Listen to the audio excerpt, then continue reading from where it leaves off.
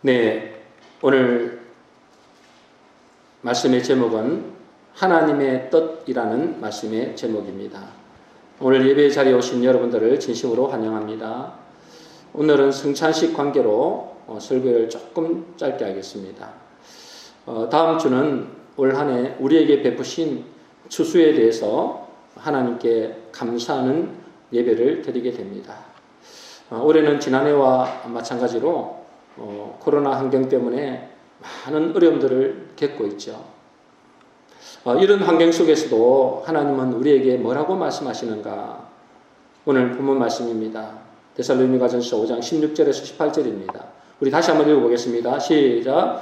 항상 기뻐하라. 쉬지 말고 기도하라. 범사에 감사하라. 이것이 그리스도 예수 안에서 너희를 향하신 하나님의 뜻이니라. 이것이 하나님의 뜻이다 그랬습니다. 항상 기뻐하고 쉬지 말고 기도하고 범사에 감사하라. 이것이 하나님의 뜻이다. 여러분, 성경에서는 하나님의 뜻이 크게 두 가지로 나눌 수 있습니다. 하나는 지난주에도 말씀드렸는데 요한복음 6장 40절 말씀대로 내 아버지의 뜻은 그랬습니다. 아들을 보고 믿는 자마다 영생을 얻는 이것이니. 이것은 불신자들에게 해당되는 말씀이죠. 불신자들에게 하나님의 뜻은 뭡니까? 그들이 그 아들 예수 그리스도를 통하여 영생을 얻는 것이 하나님의 뜻이다. 그렇습니다. 그리고 오늘 본문은 우리 신자들에게 말씀하시는 거죠. 우리 신자들에게 하나님의 뜻이 뭐라고 말씀하시느냐? 항상 기뻐하라. 범사에 감사하라. 그런데 여러분, 우리가 항상 기뻐할 수 있을까요? 범사에 감사할 수 있을까요? 하나님의 취미가 악취미일까요? 인간 행동학자 분석 결과가 있습니다. 이 인간 행동학자의 분석 결과를 보면은 인간이 껴있는 시간 중에서 그것이 20시간이라고 생각한다면 긍정적인 생각보다도 부정적인 생각, 예를 들자면 걱정하고 염려하고 불안해하고 두려워하는 이런 것들이 약 85%라고 합니다. 그러니까 우리가 계속적으로 생각하는 것이 뭐죠? 긍정적인 생각보다는 부정적인 생각이 훨씬 많다는 거예요. 그리고 우리에게 들려지는 소식들, 그 긍정적인 소식보다도 부정적인 소식이 75%나 된다는 거예요. 여러분, 이런 상황에서 우리가 항상 기뻐하라. 범사에 감사하라. 이 사실 불가능합니다. 그런데 하나님은 우리를 보고 뭘 한다고요? 항상 기뻐하라. 범사에 감사하라 하십니다. 이것이 하나님의 뜻이다. 여러분, 우리가 무슨 희극 배우도 아니고 속으로는 죽을 지경인데 겉으로는 웃는 모양을 하고 겉으로는 기쁜 척하라는 그런 의미일까요? 그렇지 않을 겁니다. 그죠? 하나님이 무슨 악취미가 있어서 우리의 상황이 너무나 안 좋은데 우리 보고 항상 기뻐하라. 범사에 감사하라.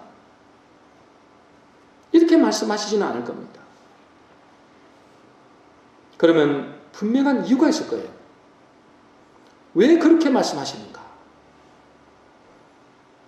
단서가 있습니다. 단서. 어떤 단서가 있을까요? 항상 기뻐하라. 쉬지 말고 기도하고 범사에 감사하라. 단서가 있습니다. 그 단서가 뭐냐? 그리스도 예수 안에서, 주 안에서 기뻐하라는 것입니다. 그리스도 예수 안에서 범사에 감사하라는 것입니다. 여러분, 그리스도 밖에서는 절대로 이것이 안 맞는 말입니다. 기뻐할 일보다도 슬퍼하고 눈물 짓고 괴로워할 일들이 훨씬 더 많기 때문에 그렇습니다. 그러나 하나님은 우리에게 분명히 말씀하시죠. 항상 기뻐하라. 범사에 감사하라. 문제 있어도 고난으로 몰아 넣어도 눈물 나는 일이 있어도 기뻐하는 이유가 있는 것입니다. 그것이 뭐라고요? 그리스도 예수 안에서, 주 안에서는 가능하다는 거예요. 여기에 비결이 있습니다.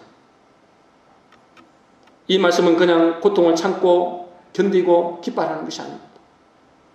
분명히 기뻐해야 될 이유가 있다는 거예요. 여러분, 우리는 원래 그리스도 밖에 있던 사람들이었습니다.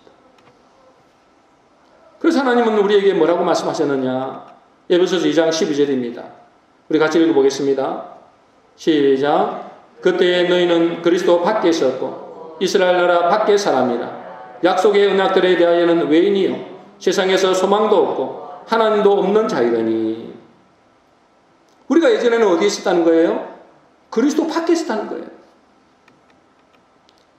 그런 그리스도 밖에 있는 우리는 하나님이 보실 때 정말로 불쌍한 존재라는 것입니다.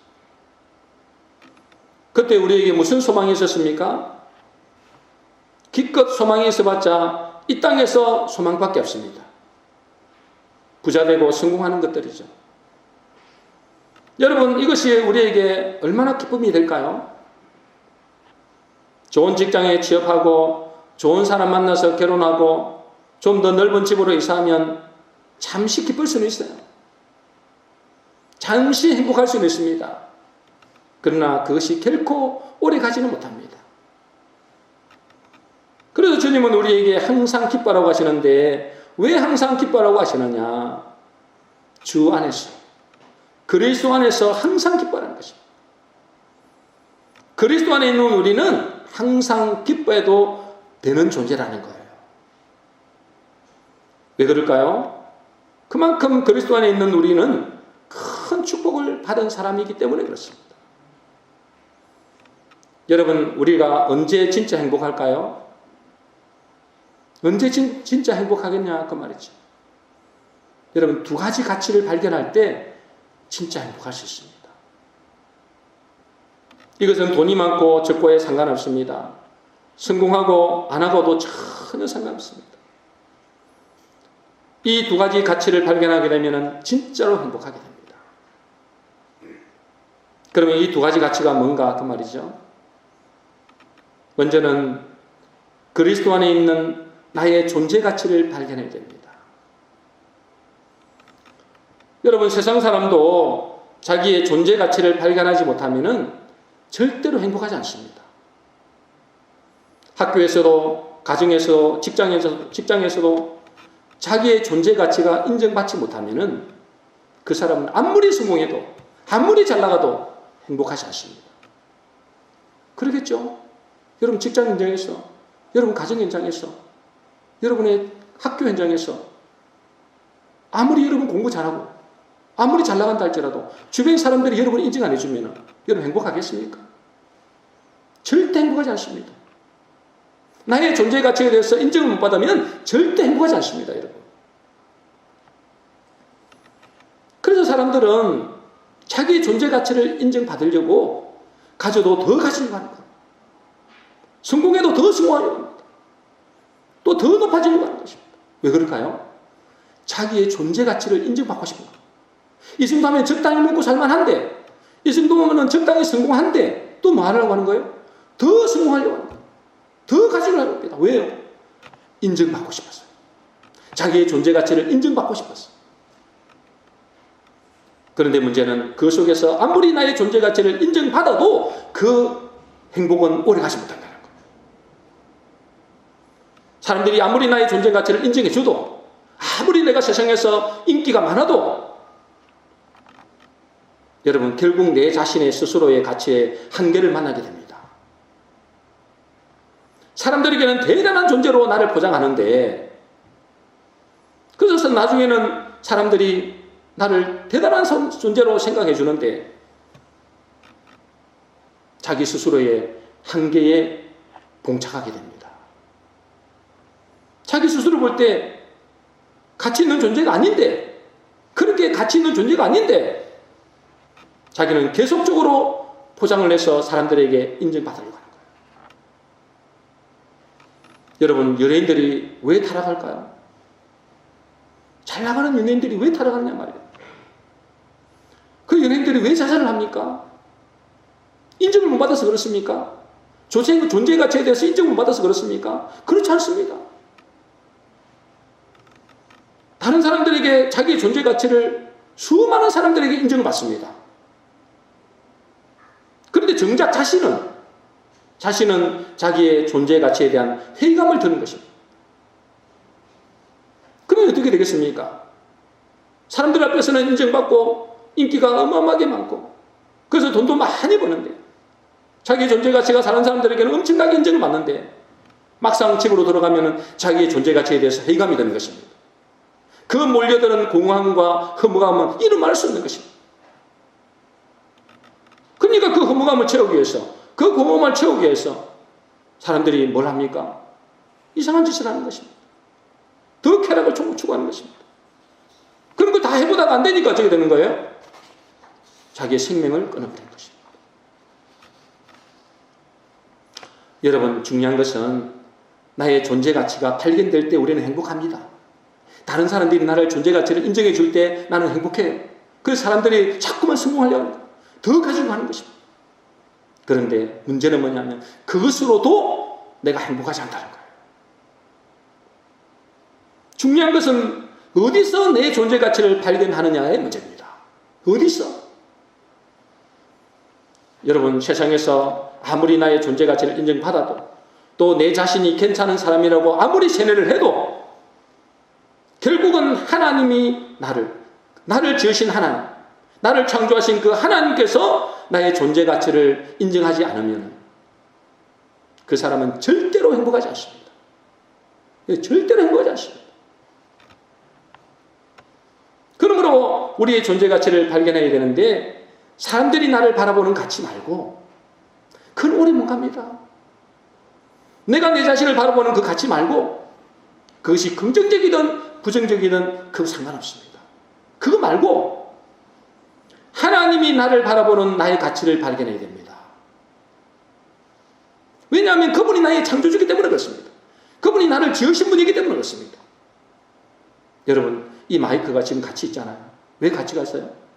내가 이것을 사용하기 때문에 그래요. 이건 피조물이잖아요. 내가 이걸 만들지 않았지만 내가 주인이잖아요. 그러니 이 마이크가 가치가 있는 것입니다. 근데 이것이 지 혼자서 돌아다니면서 나는 가치 있네. 사람들이 나를 가치 있게 보여주는 그런 분들 아무런 가치가 없습니다. 내가 가치 있게 봐야만이 이 마이크는 가치가 있는 것입니다. 마찬가지로 사람들이 나를 보는 가치 말고 내 자신이 스스로 생각하는 그 가치 말고 나를 지으신 하나님이 나를 가치 있게 봐야 된다는 거예요. 그때 행복합니다. 여러분. 그것만이 진짜 가치입니다. 여러분, 나머지는 다 속는 겁니다. 우리는 이때까지 속고 살아왔어요. 마귀에게서 속고 세상 사람들에게 속고 심지어는 뭐냐면 내 자신에게도 속고 왔어요. 왜 그러냐면 그렇게 교육을 받아왔어요. 우리가 지금까지 우리가 삶을 살아가면서 그렇게 교육받아 왔다니까요. 그래서 학교에서는 어떻게 교육받습니까? 공부 잘하면 우등생이랍니다. 공부 못하면 열등생. 세상에서는 뭐죠? 부자 되면 성공자, 가난하면 실패자. 높은 자리에 올라가면 훌륭한 사람. 그렇지 못하면 그냥 그렇고 그런 사람이에요. 그렇게 가르치고 그렇게 배운단 말이죠.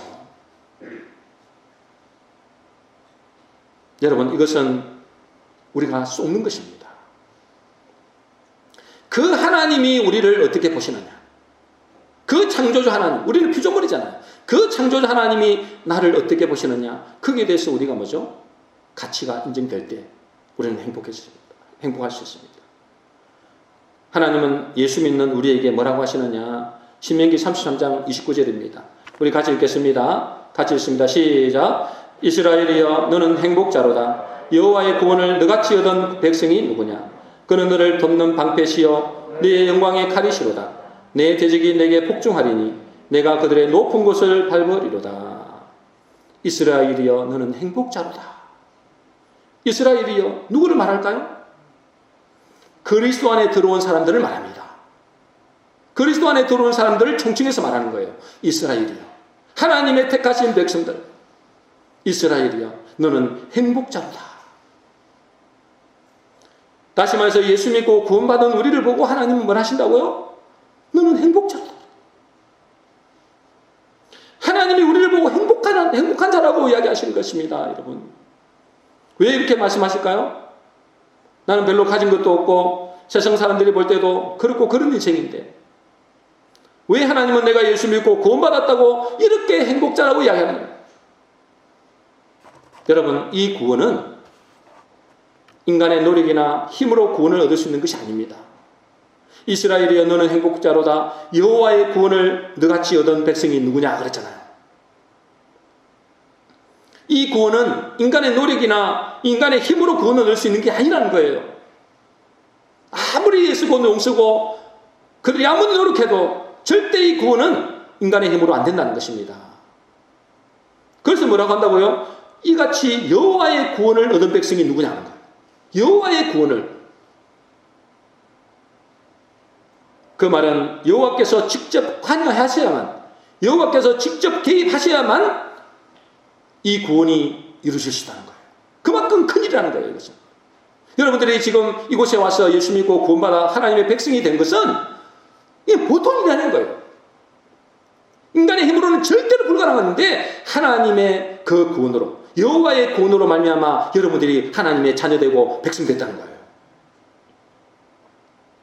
그만큼 큰일이라는 거예요. 하나님 보실 때는 그만큼 큰일이라는 거예요.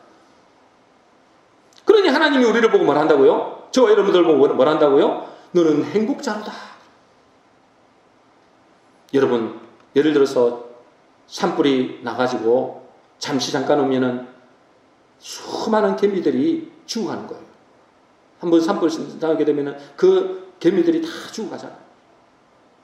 근데 그 죽는 개미가 내가 그 수만 마리 중에서 제가 몇 마리를 구했다고 칩시다.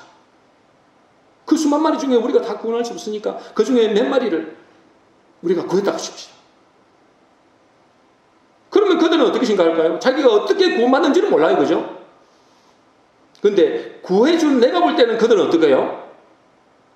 그들은 정말로 행복해답니다. 그죠? 구해준 내가 볼 때 지금 당장 죽을 수밖에 없는 그들을 내가 구원해줬잖아요. 그 수만 마리 중에서 내가 몇 마리를 구원해줬단 말이죠. 그럼 그 개미 입장에서 볼 때 내가 볼 때는 어째요? 그 개미가 행복자가 되는 거예요. 마찬가지로 우리가 예수 믿고 구원받았다는 것은 여호와께서 친히 역사하셔서 이루어진 구원이라는 거예요. 여러분이 잘나서 구원한 게 아니고 여러분이 무슨 훌륭해서 구원한 것이 아니고 하나님께서 여러분을 특별히 사랑하셔서 여러분 구별하셔서 여러분 구원했다는 거예요. 여호와의 구원. 여호와의 구원을 너같이 얻은 백성이 누구냐. 그러니 하나님 보실 때 우리를 뭘 한다고요? 진짜 최고의 행복자다. 많이 가지고 안 가지고 전혀 상관없습니다, 여러분. 어차피 하루 세끼 먹는 거고, 어차피 우리는 좀 있다가 가야 되는 인생, 나그네 인생. 그런데 뭐죠? 영원한 생명을 얻었다는 거예요. 영원한 구원을 얻었다는 거예요. 이같이 여호와의 구원을 얻은 백성이 누구냐? 너는 행복자로다. 그래서 예수님은 제자들에게 이렇게 말씀하시는 겁니다. 누가복음 10장 20절입니다. 우리 같이 읽어보겠습니다. 시작. 그러나 귀신들이 너희에게 항복하는 것으로 기뻐하지 말고 너희 이름이 하늘에 기록된 것으로 기뻐하라 하시니라. 여러분, 귀신들이 항복하고 우리가 세상에서 부자되고 성공하고 이것 때문에 기뻐하지 말라. 진짜 기뻐할 것은 뭐라고요? 너희 이름이 하늘에 기록된 것으로 기뻐하라. 우리가 영원히 지옥 갈 수밖에 없는 우리가 하나님이 거저 주시는 은혜로 구원받았잖아요. 은혜로 영생을 얻게 됐잖아요. 이것이 진짜 믿어진다면 우리는 항상 기뻐할 수 있는 것입니다. 다시 말해서 주 안에서, 그리스도 안에서 우리는 항상 기뻐할 수 있다는 거예요. 그리고 우리는 그 정도의 수준이 아닙니다. 하나님이 우리를 구원하시고 또 하시는 말씀이 뭐냐? 이사야 43장 4절 말씀입니다. 우리 같이 읽어보겠습니다. 시작. 내가 너를 보배롭고 존귀하게 여기고 너를 사랑하였음저. 창조주 하나님이 우리를 보실 때 우리를 어떻게 보신다고요? 보배롭고 존귀하게 여긴다. 여러분, 세상 사람들이 여러분을 조금 존귀하게 여기다 여러분 참 대단하겠죠. 근데 그건 잠깐이에요. 여러분. 창조주 하나님께서, 그 영원하신 하나님께서 우리를 보실 때 어떻게 보신다고요? 보배롭고 존귀하게 여기고 우리를 사랑한다.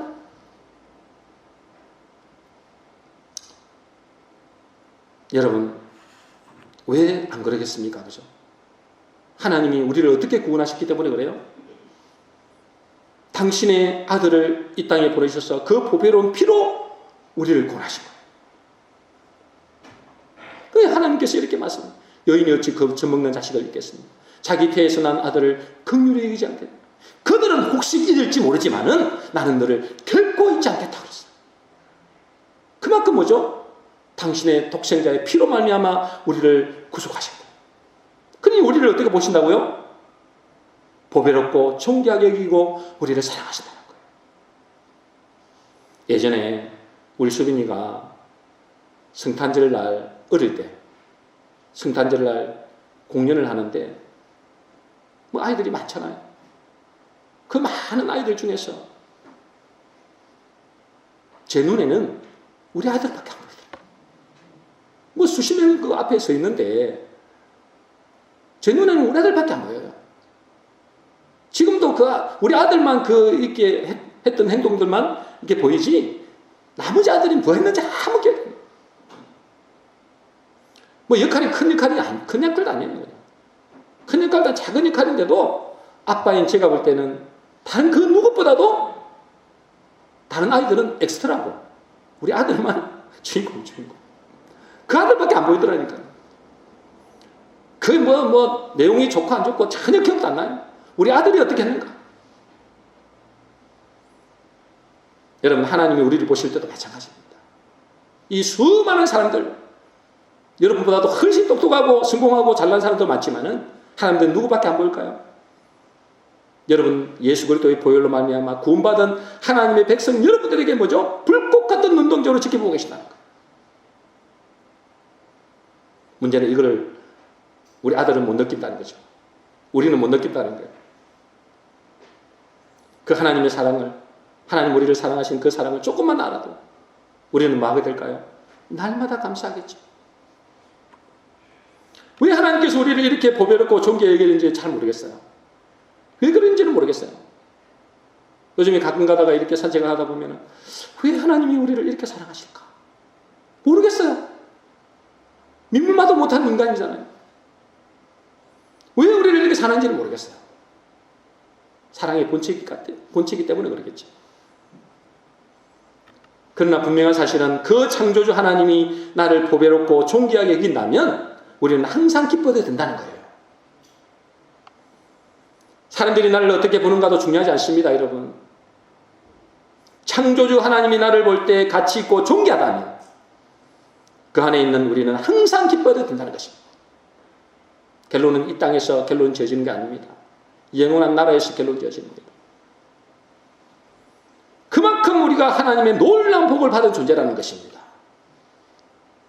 그래서 하나님은 우리에게 주 안에서 항상 기뻐하라고 말씀하십니다.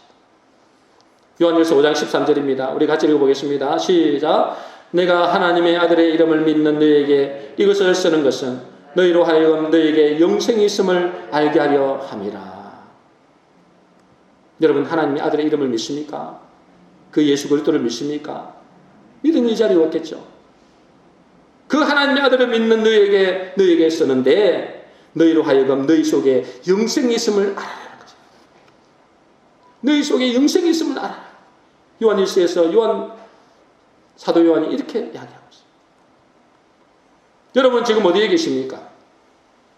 그리스도 안에 계십니까? 다시 말해서 예수 그리스도를 믿는가 그 말이죠. 그렇다면 항상 뭐죠? 기뻐하라는 말씀이 우리에게 분명한 사실이 됩니다. 항상 기뻐. 두 번째 우리가 발견해야 되는 가치가 있는데요. 이 두 번째 우리가 발견해야 되는 가치는 그리스도 안에서 우리의 삶의 가치입니다. 그리스도 안에서 우리의 삶의 가치. 우리가 이 세상에서 무엇을 위해 살아야 하는지에 대한 가치를 발견해야 된다는 거예요. 신자들이 신앙생활에서 실패하는 이유가 두 가지가 있습니다. 여러분 잘 들으셔야 돼요. 우리가 신자잖아요. 하나님의 놀라운 보배롭고 존귀한 자들이잖아요. 그런데 이 신자들이 신앙생활에서 실패하는 이유가 두 가지 있다는 거예요. 먼저는 뭐냐면 하나님이 자기를 부르셨다는 사실을 모르는 것입니다. 누가 부르셨다고요? 하나님. 하나님이, 주어는 하나님이십니다. 하나님이 우리를 부르셨다는 거예요. 내가 하나님께로 간 게 아니에요. 하나님이 나를 택하시고 나를 부르신 것입니다. 요한복음 15장 16절입니다. 우리 같이 읽어보겠습니다. 시작. 너희가 나를 택한 것이 아니요 내가 너희를 택하여 세우나니 이는 너희로 가서 열매를 맺게 하고 또 너희 열매가 항상 있게 하여 내 이름으로 아버지께 무엇을 구하든지 다 받게 하려 함이라. 너희가 나를 택한 것이 아니라는 거예요. 하나님이신 그분이 너희를 택하여 세웠다는 거예요. 하나님이 여러분을 이 자리에 오게 하신 것이지 여러분 스스로 이곳에 온 게 아니라는 거예요. 이것은 우리가 하나님의 자녀로 부름받았다는 사실이잖아요.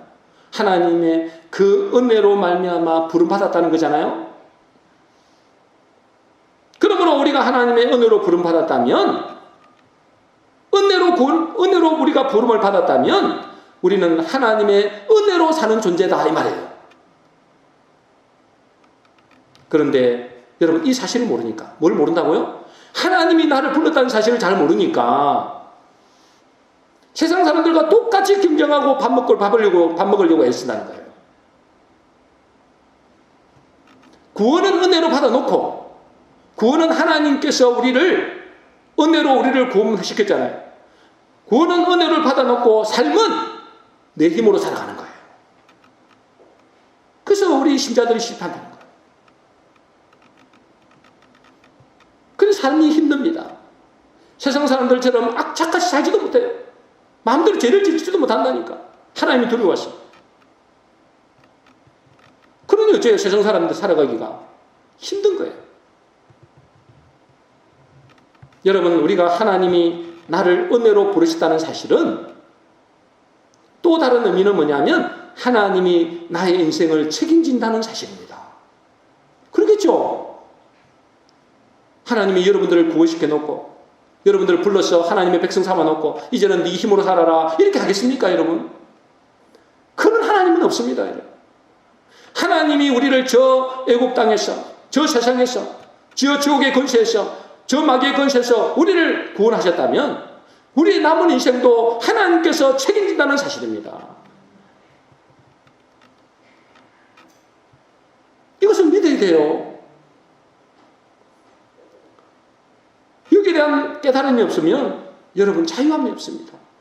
예수 믿고도 자유함이 없어요. 여전히 세상 사람들처럼 이렇게 빼파식 노력해서 먹고 사는 존재인 줄 생각한다니까요. 하나님께서 우리를 부르신 것이 맞다면 우리의 남은 인생도 주님께서 책임지는 것을 분명한 사실입니다. 이것이 깨달아질 때 우리는 자유합니다. 여러분, 우리의 자녀들이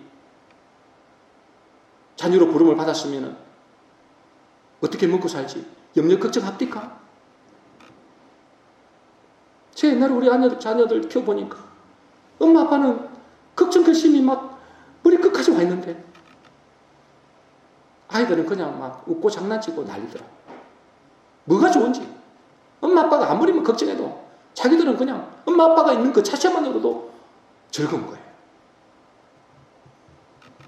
여러분, 연약한 우리 부모도 부모만 있어도 우리 자녀들은 별로 걱정하잖아요. 근데 우리 아버지가 전능하신 하나님이십니다. 창조주 하나님이십니다. 그분이 우리 아버지인데 우리는 뭐죠? 하나님께서 우리를 구원하시고 우리를 부르셨다는 사실은 아는데 우리의 삶은 내 힘으로 살아가야 된다고 생각하는 거예요. 여러분, 하나님이 우리를 은혜로 부르셨습니다. 은혜로 부르셨다면 틀림없이 하나님께서 은혜로 우리를 살게 하십니다. 틀림없이 하나님께서 우리 인생을 책임지십니다. 이 사실을 꼭 기억하셔야 됩니다. 이것이 안 되면 여러분 자유하지 못해요. 예수 믿고도 하나님 자녀된 삶을 살아가면서도 여러분은 여전히 묶여 살아갈 수 있어요. 또 그리스도인들이 신앙생활에 실패하는 이유가 있는데요. 하나님이 나를 이 세상에, 이 나라에, 이 가정에 보내셨다는 사실을 모르면 여러분 그 사람은 이 세상에 살아갈 때 참 힘듭니다. 하나님이 나를 이 세상에 보내셨다는 거예요.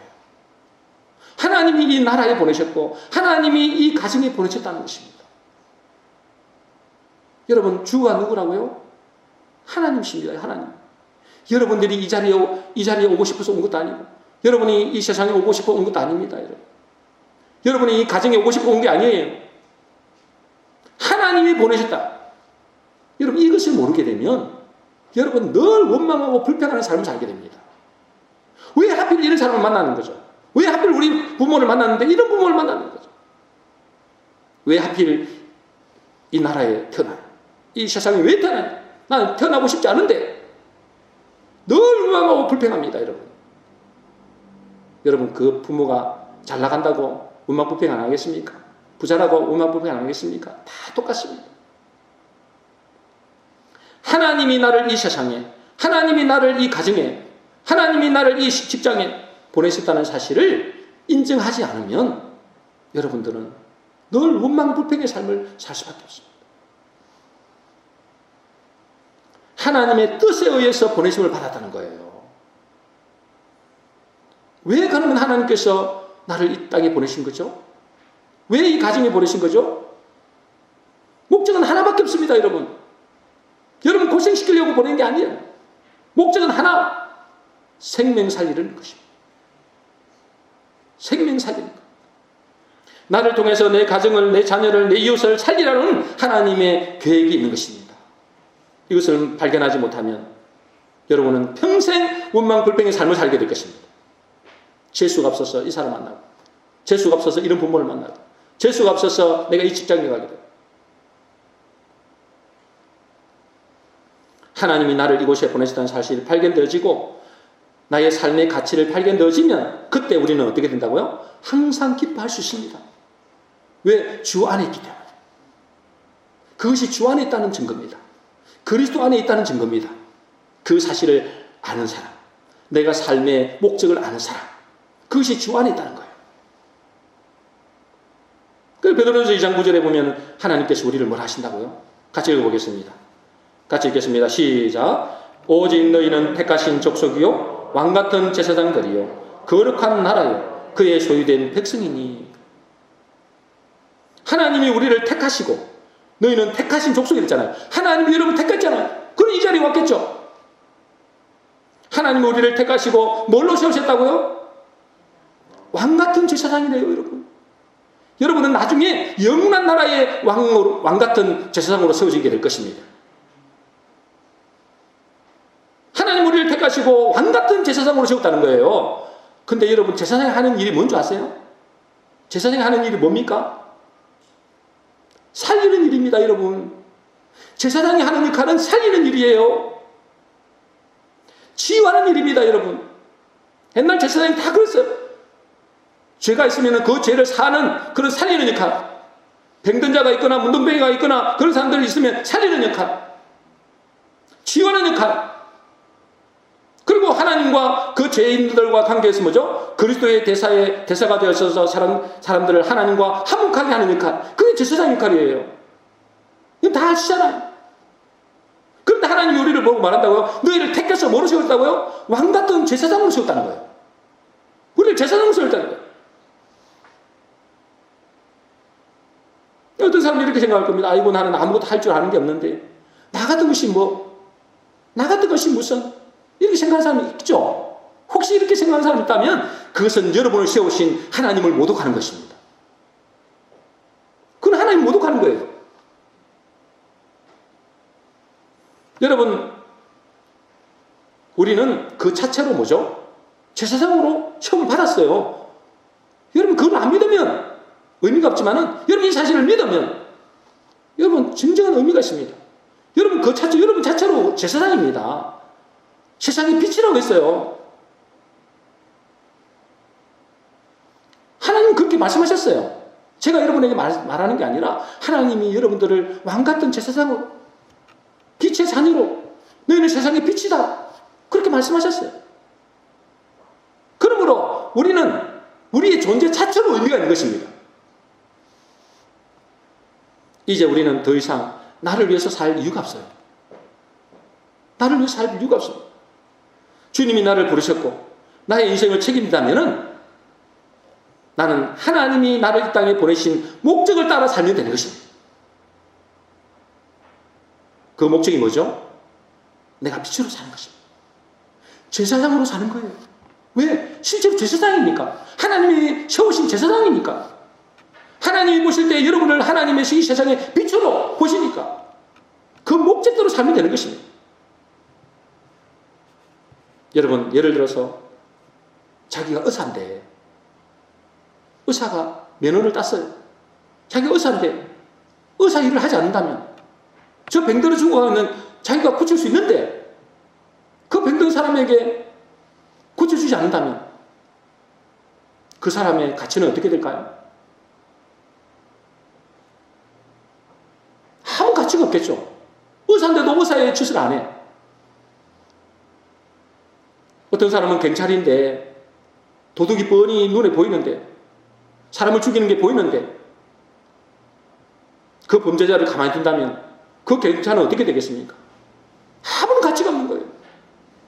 그 의사도 아무런 가치가 없고 그 경찰도 아무런 가치가 없어요. 그죠? 마찬가지로 우리가 빛으로 하나님께서 세우셨습니다. 하나님이 우리를 왕같은 제사장으로 세우셨습니다. 우리는 세상의 빛이에요. 우리는 세상의 제사장입니다. 그래서 사람을, 영혼을 살리고 또 사람을 치유하고 그들을 회복시키는 역할이 우리에게 주어진 거예요. 빛을 밝히기만 하면 되는 것입니다. 그런데 그 일은 안 하고 그 제사장의 일은 안 하고 빛의 역할은 안 하고 그저 먹고 사는 일에만 관심을 가진다. 그 사람은 가치가 어떻게 되겠냐 말이에요. 그 사람 가치가 어떻게 될까요? 그 사람의 마음에 행복이 있겠습니까? 절대로 행복하지 않을 겁니다, 여러분. 자기의 존재 가치, 자기의 삶의 가치를 모르기 때문에 아무리 그 사람이 돈을 많이 벌든 아무리 성공해도 그 사람 절대 행복하지 않습니다, 여러분. 여러분 한번 해보세요. 이제 우리 젊은 아이들 한번 해보세요. 열심히 노력해갖고 성공해보세요. 근데 이것만 안 한다. 내가 세상에 빛의 역할을 안 한다. 제사의 역할을 안 한다. 여러분 행복할 것 같습니까? 절대로 행복하지 않습니다. 그러니 우리가 내 삶의 목적, 나의 삶의 가치를 분명히 깨달아야 됩니다. 왜 하나님께서 나를 이 땅에 보내셨는가? 여러분 스스로 온 게 아니잖아요. 하나님이 보내셨단 말이죠. 그러면 여러분들이 그 삶의 목적의 가치를 깨달아야 돼요. 왜 내가 이 땅에 존재하고 왜 내가 이 가정에 존재하는지, 왜 나에게 이런 일을 맡겼는지 그 가치를 발견해야 된다는 거예요. 어디에서? 그리스도 안에서. 아무리 여러분 열심히 해보세요. 열심히 살아보세요. 아무리 돈을 많이 벌어보세요. 여러분 절대 행복은 없습니다. 절대 기쁨은 없습니다, 여러분. 하나님이 나를 보내신 이유, 빛의 자녀의 삶, 제사장의 삶을 살아야 그때 여러분은 참된 기쁨이 있어요. 그때 여러분은 행복할 수 있단 말이죠. 틀림없습니다, 여러분. 경험자입니다, 경험자. 하나님 우리에게 항상 기뻐하라. 범사에 감사라고 하십니다. 아무 데서나 그렇게 말씀하시는 게 아니고 주 안에서, 그리스도 안에서 하라는 것입니다. 이 그리스도 안에 있는 나의 존재 가치, 그리스도 안에서 하나님의 부르심, 그리스도 안에서 나의 삶의 가치를 발견할 때 그 사람은 항상 기뻐할 수 있고 범사에 감사할 수 있습니다. 이것이 하나님의 뜻입니다. 우리 모든 성도님들은 그리스도 안에서 자기의 존재 가치를 발견하고 하나님의 부르심과 그 부르심의 가치를 발견함으로 항상 기뻐하고 범사에 감사하는 복된 성도 되시기를 주의 이름으로 축복합니다. 정리하겠습니다. 오늘 하나님의 뜻에 대한 말씀을 주셨습니다. 예수 믿는 우리를 향해서 하나님의 뜻은 항상 기뻐하라. 범사에 감사하라고 하십니다. 그런데 어디서 그렇게 하라고 하신다고요? 주 안에서, 그리스도 안에서. 그리스도 안에서라는 의미는 먼저 우리가 하나님의 구원받은 백성이라는 것을 발견하는 것입니다. 하나님이 개입하셔야 할 만큼 어마어마한 구원의 축복을 우리에게 허락하셨습니다. 그래서 우리를 하나님은 우리에게 너는 행복자로다 그렇게 말씀하십니다. 그리고 우리는 언제 기뻐할 수 있다고요? 하나님이 우리를 은혜로 부르셨다는 사실을 알 때입니다. 하나님이 우리를 은혜로 부르셨다면 하나님이 우리를 은혜로 살게 하신다는 것입니다. 다시 말해서 하나님이 우리의 인생을 책임지는다는 사실을 알아야 돼요. 여러분 꼭 기억하세요. 여러분 인생은 하나님 책임지십니다. 틀림없습니다. 그리고 우리를 부르신 하나님이 이 땅에 보내신 분명한 가치를 발견할 때 우리는 기쁩니다. 그리스도 안에서 내 삶의 가치를 발견할 때 기쁜 것이죠. 왜 나를 이 땅에 보내셨습니까? 왜 이 가정에 보내셨습니까? 사람을 살리기 위해서입니다. 목적은 단 하나, 생명 살리는 일입니다. 그것이 왕같은 제사장의 일이고 그것이 빛의 사명입니다. 그것을 여러분이 모른다. 여러분 아무리 여러분 열심히 해도 여러분 행복하지 않을 겁니다. 아무리 성공해도 행복하지 않습니다. 이것이 그리스도 안에 있는 나의 모습이기 때문에 그렇습니다. 우리 모든 수녀님들은 나의 존재 가치를 알고 부르심의 가치를 발견하고 그래서 하나님의 뜻인 주 안에서 항상 기뻐하고 감사하는 인생이 되시기를 주 이름으로 축원합니다.